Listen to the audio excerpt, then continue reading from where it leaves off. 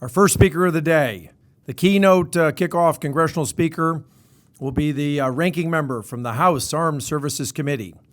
He has a IQ that is off the scales, whether it's delivering sarcasm or whether it's delivering humor in all of the congressional hearings. Please welcome the ranking member of the House Armed Services Committee, Adam Smith. This thing's working. It is working. Great. Great to see you. A little intimidating to have to kick it off, just to be awake and be here. But I know this conference is always, as Jim described it, it's really good. It brings in top-level people to talk about issues that are really important. So I'll kick it off just talking about two broad areas. We certainly have the short-term challenges that we have, but I think the long-term, bigger picture is the more interesting part. Short-term, it's March, and we're trying to pass an appropriations bill. Ideally, we would have done that in October, November, or December, but I still want to emphasize the fact that it is really important that we get across the finish line and pass the defense appropriations bill in the next 2 weeks. And we're there. There's some side issues that are getting in the way of it. So it is really important that we get through that, pass the bill, and give ourselves that path forward. It's equally important to my mind that we pass the supplemental that we've been fighting over for 6 months. Certainly, I can give you the speech about how important Ukraine is. I think everybody in this room knows that. I think everyone in this room also knows the dire situation that Ukraine is in if we don't get them more ammo, more weapons, and more supplies immediately. But bigger picture than that, we need to rebuild our own industrial base. And misunderstood about the supplemental is the overwhelming majority of those dollars are going to go to us building up the weapons base that has been depleted over the course of the last couple of years, and also rising up to meet the challenges that we face globally. So it is very important we get those two things done. But big picture, the challenge we face, we're in an incredibly complex threat environment, as you know. The U.S. has not been under this much pressure globally since the end of World War II, with Russia, China, Iran, North Korea. I think it was at this audience last year when I tried out the CRINGE acronym. China, Russia, Iran, North Korea, and global extremists. That basically that's the threat environment that we're dealing with. And the easiest way to think about that is while each one of those individual groups has different agendas to some degree, they share one thing in common. They want us out. They want to push us out of the world, whether it's out of the Middle East, out of Europe, out of Asia, wherever it is, they want the U.S. out because they know our presence impedes their ability to basically exploit the world in the way that they would like. Meeting that challenge in that threat environment is difficult, but the second way to think about it is we are also at the most rapid pace of changing technology that the world has ever faced. So if you're a war fighter, if you're a war planner, and you're trying to figure out how do we meet that threat that I just said, every day something's changing. There's a new technology that is going to give your adversaries or potentially you an enormous advantage. And you are best if you get there first. For all of you, everyone's seen the movie Oppenheimer, I'm sure. We had this one big thing that we had to solve, and we spent years working on it. That's happening every day within the defense establishment. When you're trying to figure out what do we do about the cheap drones and the missiles that the Houthis are lobbing at us in the Red Sea, how do we counter that in a cost-effective way? You're seeing it play out in Ukraine as well. As technology is changing so rapidly and there are so many drones and so much dependence upon information systems, we are trying to develop the new technologies that will put us in the best position possible to meet those challenges. And then the third piece of it that we don't really like to talk about, we cannot run deficits and debts forever. Now, I said that 20 years ago, and we keep going, so who knows? Maybe I'm wrong, but I doubt it. So, we're $33 trillion in debt. We're running up north of $1 trillion deficit every year. And by the way, even while we're doing that, if you are a member of Congress, you are not hearing every day about all the places that we're spending too much money, okay? You're hearing every day about all the places they're not spending enough, okay? We got a $1 trillion plus deficit. And if you add up all the priorities that people come screaming to me saying we're not funding this sufficiently, you'd probably be looking at a $3 or $4 trillion deficit if you spent all of that money. So I will suggest that one other thing that we need to do is figure out our fiscal policy going forward and get it to a manageable place. That's important within the Department of Defense because it means we have to start making some choices. We can't fund everything. We have to figure out what are the priorities going forward and how do we meet that. Two final things before I turn it over to your questions, which is always the most interesting part of my talk with this group. Number one, to Jim's point, our huge priority is the warfighter and quality of life. Because to throw another problem at you, which you're very much aware of, we have a recruitment challenge. We are not recruiting and retaining enough service members to meet the needs that we have, which means that we've got to look really aggressively about how we go about doing that and get those folks to join. Which brings me to the final point before I turn it over to questions. We also suffer from sort of, well, I think there was an article in Foreign Affairs that described us as the reluctant superpower. We are in a period of somewhat existential angst as a country about what our role in the world should be. Because while you've got the cringe that I just described out there aggressively trying to push us out of world affairs, you also have a fair number of people domestically amplifying that message in a couple of different ways. One, you've certainly got the far left that thinks that the U.S. is an evil entity in the world, and the world would be better off if we got out of it. You've got the far right that basically thinks the world can go screw itself. Why are we helping these people? Okay? And then you've got Russia and China feeding into that message every day. I get, internet, emails, all kinds of stuff. Oh, did you see this story? And it's pumped out by Russia, all designed to undermine our confidence in ourselves. So I will close by saying we must continue to play a robust role in the world. It is crucial. We should not doubt ourselves. We should not doubt the importance of the U.S. being actively engaged in the world. We are the best hope to get to a more peaceful, prosperous, and just world. Now, we're not going to do it on our own. I don't have this sort of neocon nonsense about how we're going to dominate the world and everything's going to be fine, okay? But nor can we step off the stage and just let it go. We have to be actively engaged with NATO and Europe. We have to be actively engaged with our partners in Asia. We have to be actively engaged in Latin America and the Middle East. Now, I think we have to do it in a more humble, cooperative manner based on building partnerships and alliances, not on coming in and dictating. I think we're capable of doing that. I think we're doing that. But more than anything, we need to stand up and say the U.S. is important in the world. We are better than Russia. Okay, I'm not going to have some intellectual academic debate about that. You can look at the way Putin wants to run the world, the way we have engaged in the world, and I think you can conclusively reach that conclusion, if that makes any sense. Sorry, it's early in the morning. And of course, I also think we're better than Hamas and Hezbollah and the Houthis. We need to be in the world to make it a more peaceful, prosperous, and just place, and we should not doubt that. We should engage. So we got some challenges ahead. But as I always like to say, if it was easy, what fun would it be? So looking forward to the challenges. Happy to answer a few questions. Somebody told me there was a red light, green light, yellow light thing, but I don't see it. So I guess I'll just have to wait for someone to go, get off the stage. Okay. Yeah. No, I closed it. Okay. Yeah. So.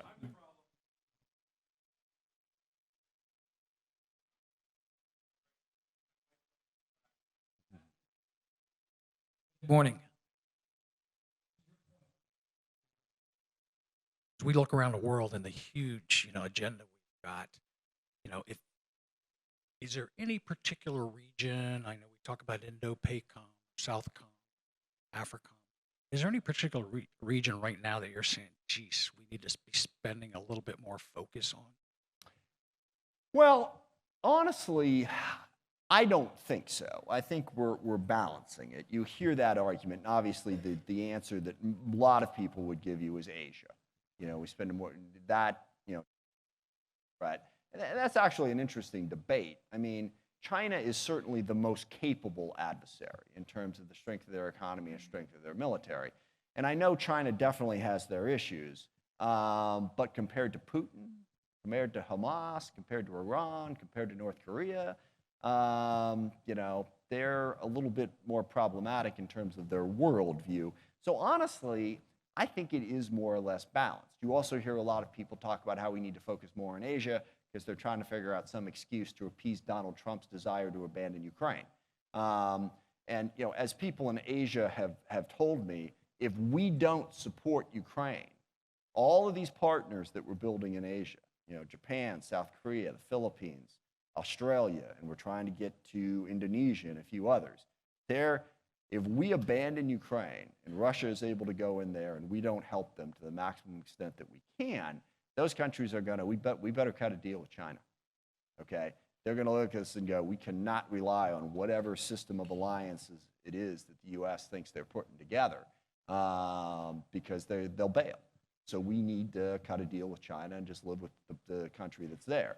So honestly, in the short term, if I was going to give a specific answer, I'd say we need to get it done, get the supplemental so we can help Ukraine right now. I think that's the one area where we are neglectful, which underpins the entire global effort to build the partnerships and alliances that we need.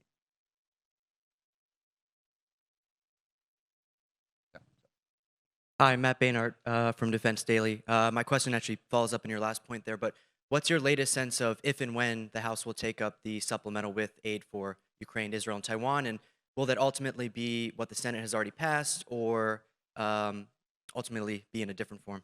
Thank you. Yeah. Well, it's one of those classic sort of irresistible force and immovable object situations. But in my opinion, eventually the Senate bill will pass. Now, my confidence in that is slightly less than it is in my next statement, which is either the Senate bill will pass or nothing will pass, okay? And everyone's sort of running around trying to come up with an alternative. But think about it this way. The House has had at least 6 months to try to come up with some plan for getting a supplemental to Ukraine. And they've had all kinds of discussions. I remember I was in a meeting with Jake Sullivan and then Speaker Kevin McCarthy. May he rest in peace. And we were having this conversation, and Kevin was talking about, well, we could do this, and we could do that. Well, we're worried, if it's too short term, then we'd have to do it again. Let's do it over the video.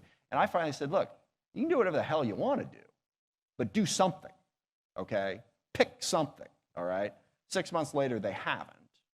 Second fact, the Senate, the bill that came out of the Senate, was the result of 5 months of work, okay? Compromises, ideas, things going up and going down, and finally this is what they came up with. We don't have another 6 months to sort out another one. So if the House cobbles together something different, which again, I'd bet the mortgage that they're not going to be able to do that, to get anything that can pass off of the House floor. Even if they do that, that just sets us back, because then you got to go back and try to negotiate with 100 different senators and try to get to some result. So my belief is that over the course of the next, I say it that way because this should happen yesterday, over the course of the next month, the House is going to flail around again and figure out that they can't do anything. And then finally, one way or the other, we're going to find a way to get the Senate bill on the floor and pass it. But it's going to be difficult because people are still imagining that somehow the House could pass something with Ukraine in it. And I had several conversations yesterday with people about that. And they said, well, Mike Johnson won't put the Senate bill on the floor, okay? Well, so we got two things. One, we can try to put together a brand new piece of legislation and get 535 people to figure out that it's okay, or we can force one guy to live up to the commitment that he has made over and over again, that he will not abandon Ukraine. Now, neither one of those things is easy, but I'm going to focus on changing that one person's mind, getting them to live up to their commitment better than changing their mind, than trying to cobble together. As I pointed out to people, I've passed major pieces of legislation where I had to work with the Senate and the House.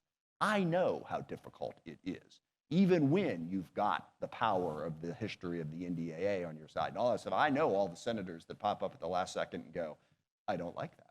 We're going to kill it. And then you got to fix that problem. So walking down that road or convincing one guy to do the right thing, I think we should focus on the one guy. That's where I think it should go.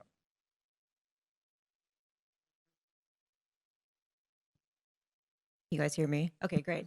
Hi, Congressman. Brianna Riley from CQ Roll Call. Good to see you. I wanted to ask you about some comments you made at the top about the side issues getting in the way of the the fiscal 2024 defense appropriations bill. What are those issues? And are they in the defense bill itself, or are they part of the 5 other bills that would be sort of funneled into that single appropriations package? Thank Well, you. it's fairly well documented. It's the writers that the Republicans are talking about. Primarily, you know, they want pro-gun, anti-abortion, anti-DEI, you know, their favorite whatever right-wing fever dream that they have. They want to jam into the appropriations bills. It's the same thing that we went through with the NDAA. They had all that crap in there too, and we managed to get rid of all of it and pass a very sensible piece of legislation, which is ultimately what I think we'll do with the defense bill as well. But that's what they're holding out for, is those, you know, right-wing wins that they have to have before they can go ahead and fund the Defense Department, which you can tell how I feel about that. I don't think that's a good idea. I think we should go ahead and fund the Defense Department. We have an agreement on the money, where to spend it, how to do it. Obviously, there's little arguments here and there. It's the policy writers. It's the desire to try to give MAGA a win. But here's the thing, and I've said this to Mike Johnson a number of months ago, when this is all over, said and done with, one of two things is going to be true. Either A, we're going to have not passed the appropriations bills, not passed the supplemental, or B, Chip Roy's going to be really angry, okay? Those are your choices. There's not a scenario whereby we do our job and the Chip Roys and the Marjorie Taylor Greens and the, you know, the cast list goes, yay, this all worked out. You're going to have to make that choice, all right? So I hope they make that choice the right way on the defense appropriations bills and on the supplemental, for that matter. Hey, Congressman, thank you for your time this morning. Ed Fortunato with Lockheed. I'd like to go back to how you kind of opened with Ukraine, and, you know, we've been pushing munitions out and the importance of that.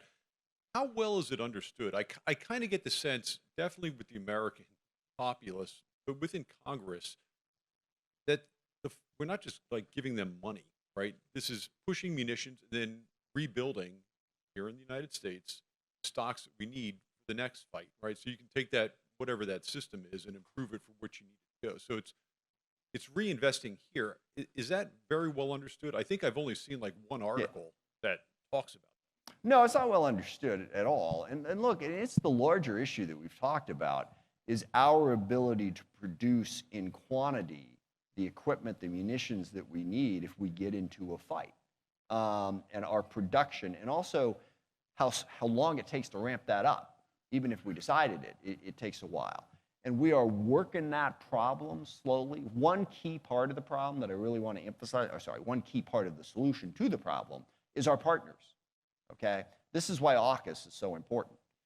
It is a way to strengthen the relationship between two key allies so that we can take advantage of their production capacity and ours. Same can happen with Europe. We're not going to be able to produce all of the 155 and all of the GIMLs and all the stuff that we need. We need our partners and allies, which is our greatest strength, is the strength, the breadth of our the breadth of our partnerships and alliances compared to our adversaries. So we got to build that up. But no, I don't think that is widely understood, because while, yes, we have to work with the partners, one other key piece of getting us down the road to begin to be able to produce what we need to produce is the supplemental. That's for us. That's for our capacity, for our needs in being able to deter our adversaries. And I want to emphasize that point. I'm not talking about going to war with these folks. I'm talking about deterring them, all right? I'll say this, might get me in trouble, but part of the reason we continue to fund Israel isn't because we completely love the way they're fighting the war. It's because if Hezbollah and Iran think that Israel is not capable of defending itself, then they got a much more likely that they're going to go in, and that blows up the entire Middle East and causes problems for Israelis and Arabs and alike. So maintaining that deterrent capability can stop the war from happening in the first place, but we have to up our capacity to be able to have that credible deterrent.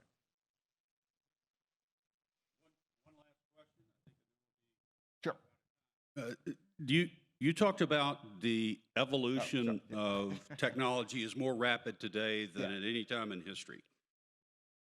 Arguably, there's a good case to be made that we do not do well at rapid insertion of technology, advanced technology that's being developed in commercial space or any other space. Yeah, I don't think that point's debatable, actually. So okay, yes, so how do we fix that? I mean, we've got countless programs, technologies, small companies that have a novel idea.